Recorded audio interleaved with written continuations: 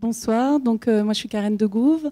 J'ai adhéré à DDIDF il y a à peu près un an. Je suis très admirative des entrepreneurs. Moi j'ai fait une formation d'entrepreneur et puis j'ai fini dans une grande banque où j'ai fait de la gestion de fonds dans le domaine de l'environnement pendant un certain temps. Et là depuis un an je fais de la distribution de produits d'investissement auprès d'investisseurs institutionnels. Je veux juste rebondir sur ce qu'a dit Eric Marty tout à l'heure. Heureusement qu'on est là, nous, les business angels, parce que je vous confirme, les investisseurs institutionnels dans le capital d'amorçage, ils sont plus du tout là.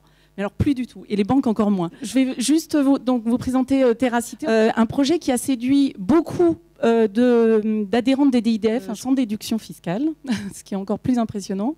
Dans un projet, moi personnellement, qui m'a séduite parce que c'est le mariage en fait de l'écologie et du social, puisque c'est de logement social dont il s'agit essentiellement, et qui sont des valeurs qui me tenaient à cœur, et je pense que pas mal de nos adhérents se sont retrouvés dans les valeurs portées par ce projet également.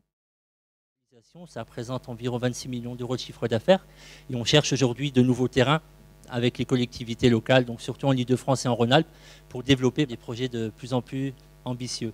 Et donc en 2011 également, DDIDF nous a rejoints. Alors pour nous, c'est sûr que c'était une belle opportunité d'avoir bien sûr des fonds propres qui arrivent, mais surtout un réseau, et on le voit aujourd'hui.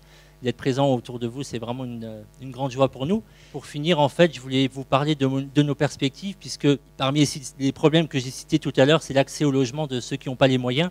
Et c'est peut-être ça le problème principal. Il y a un article qui est apparu dans Le Monde qui expliquait que vu les prix du logement aujourd'hui, il n'y a que 10% des plus riches qui peuvent se payer des logements. Donc on a le choix entre le logement social et rien du tout.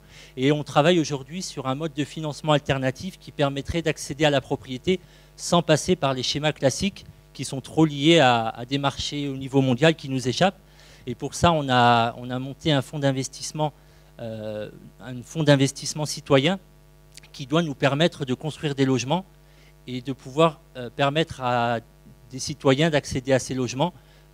Donc en fait, ça devient une liaison entre des gens qui ont envie d'investir de manière responsable, des gens qui veulent accéder à un logement, et on fait la passerelle entre ces deux mondes. Donc le fonds existe aujourd'hui et on cherche bien sûr des investisseurs pour ça. Et puis, comme vous l'avez compris, également des terrains pour faire des nouveaux projets. Merci beaucoup.